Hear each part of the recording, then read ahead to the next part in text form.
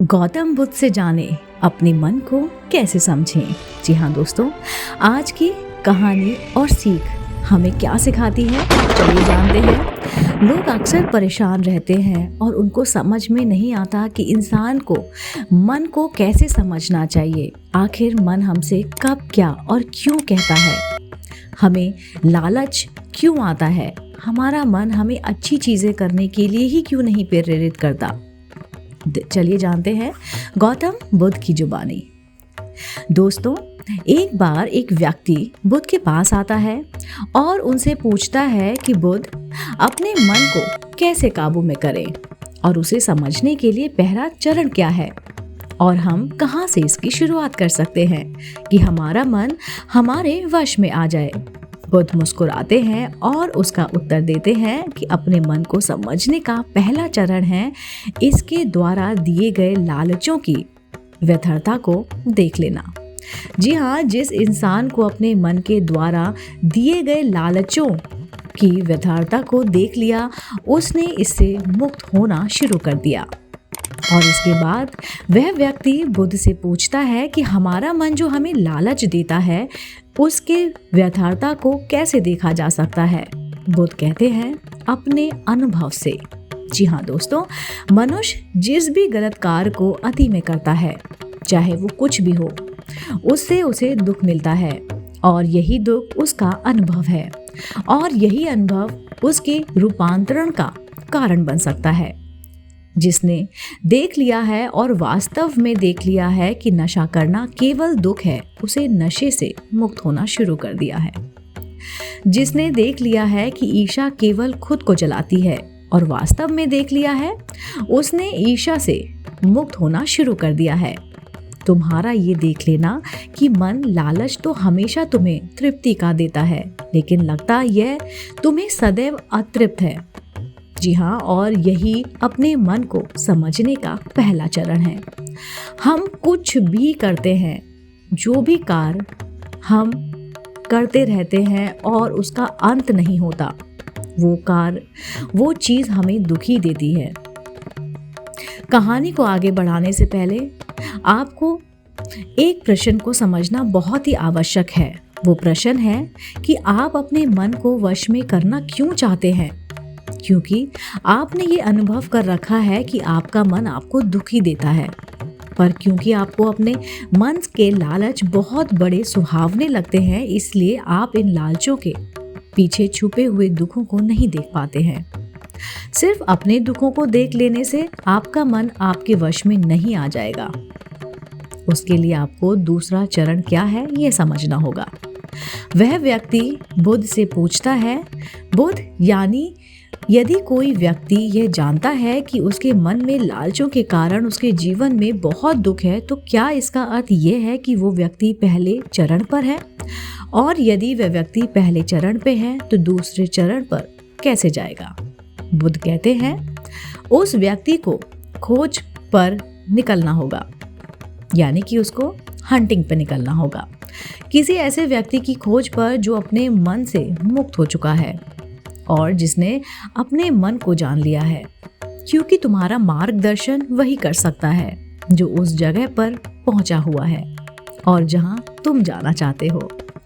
दोस्तों, यहाँ पर एक बात समझनी बहुत ही आवश्यक है कि खोज पर निकलने का अर्थ यह नहीं है कि आप सन्यासी बन जाएं, बल्कि खोज पर निकलने का अर्थ यह है कि कोई ऐसा व्यक्ति, कोई भी ऐसा व्यक्ति खोजना जो आपका मार्गदर्शन कर सके। वो व्यक्ति आपका पिता हो सकता है, आपकी माता हो सकती हैं, आपका भाई या मित्र या फिर शिक्षक। अब यहाँ पर प्रश्न यह उठता है कि ऐसे व्यक्ति पर कहाँ मिलेंगे और ऐसा व्यक्ति हम कहाँ पर खोजें, क्योंकि आस पड़ोस में तो सभी लोग अशांत भरे पड़े हुए हैं। तो इस प्रश्न का उत्तर है कि आप ऐसे व्यक्ति को आस-पास या आस पड़ोस में मत खोजिए, बल्कि इंटरनेट पर खोज सकते हैं, क्योंकि इंटरनेट आपको पूरी दुनिया से जोड़ता है। दोस्तों, मैं और आप इस इंटरनेट के ही बदौलत जुड़े हुए हैं। अगर इंटरनेट नहीं होता, मान लीजिए, तो क्या आप मेरे इस वीडियो को देख रहे होते या सुन रहे होते? नहीं ना, आप मुझे जान भी नहीं रहे होते। दोस्तों, इस दुनिया में बहुत सारे लोग थे और अभी भी हैं और हमेशा रहेंगे जो आपका मार्गदर्शन कर सके। कहानी में वापस लौटते हैं और अच्छे से जानते हैं कि अपने मन को समझने का दूसरा चरण क्या है। वह व्यक्ति बुद्ध से पूछता है कि उस व्यक्ति की पहचान क्या है जिसने अपने मन को समझ लिया है और जिसने खुद को जान लिया है कि वो क्या करना चाहता है। क्योंकि हर व्यक्ति का ये दावा होता है और वो दावा करता भी है कि वह ज्ञानी और बुद्धिमान है, लेकिन वास्तव में ज्ञानी कौन है वह कैसे पता लगेगा। बुद्ध इस पर कहते हैं यह तीसरा चरण है और वो चरण है, चलिए जानते हैं वो तीसरा चरण कौन सा है। सुनना ही अपने मन को समझने का तीसरा चरण है, जो मेरे ऑडियंस या मेरे सब्सक्राइबर्स जो मुझे सुन रहे हैं। इसके बाद वह व्यक्ति बुद्ध से पूछता है कि क्या देखकर यह पता नहीं लगाया जा सकता, क्योंकि आपको देखकर ही पता लगता है कि आप एक महात्मा हैं।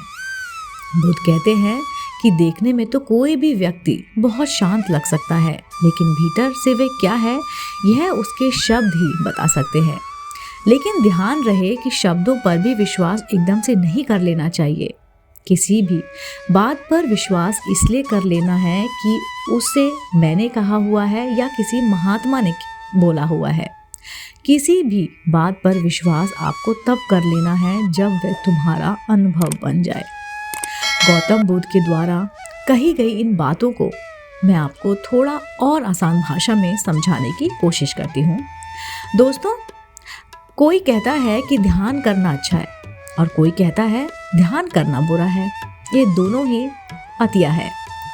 अगर आप अभी ध्यान को अच्छा मानते हैं तो आप बहुत ही जल्दी उसे बुरा मान जाएंगे और यही हमारे मन की चाल है। तो अब आपके मन में सवाल उठ रहा होगा कैसे? तो इसका उत्तर है कि ध्यान की शुरुआत में आपको आनंद नहीं मिलेगा, बल्कि बोरियत महसूस होगी। और आपका विश्वास क्या कहता है कि ध्यान अच्छा है, लेकिन आपको अनुभव क्या कहता है या अनुभव क्या हो रहा है, ध्यान बोरियत भरा है। तो धीरे धीरे आपका विश्वास बदलने लगेगा। पहले आप ध्यान को अच्छा मानते थे, लेकिन अब आप ध्यान को बुरा मानने लग जाएंगे। आप एक अति से दूसरे अति पर पहुंच जाएंगे और यही हमारे मन की चाल है। हमारा मन हमें अतियों से ही भटकाता रहता है और अगर आप ध्यान को बुरा मानते हैं तो आप कभी भी ध्यान नहीं कर पाएंगे। अब कहानी में वापस लौटते हैं और अच्छे से समझते हैं कि अपने मन को समझने का तीसरा चरण क्या है। बुद्ध कहते हैं कि किसी भी बात पर विश्वास तब तक नहीं करना है जब तक वह तुम्हारे विवेक की कसौटी पर खरा नहीं उतर जाए, और इसके लिए कर्म करना आवश्यक है और कर्म ही अपने मन को समझने का चौथा चरण है। अगर आप धन कमाना चाहते हैं, मान लीजिए आप धन कमाना चाहते हैं, तो आपको सही दिशा में कर्म करना आवश्यक है। ठीक उसी प्रकार अगर आप खुद को जानना चाहते हैं तो आपको सही दिशा में कर्म करना आवश्यक होता है। वह आदमी बुद्ध से पूछता है कि सही दिशा में कर्म करते वक्त आदमी क्या गलती कर सकता है। बुद्ध कहते हैं कि वो सिर्फ 2 गलतियां कर सकता है। पहली गलती है शुरुआत ना करना और दूसरी गलती है पूरा रास्ता तय ना करना। और इन दोनों गलतियों के पीछे हमारे मन की ही चाल होती है। कोई सोचता है कि मैं शुरुआत कल से करूंगा और कोई सोचता है शायद मैं सफल ना हो पाऊं। इन दोनों ही गलतियों को व्यक्ति जागरूकता की कमी के कारण करता है।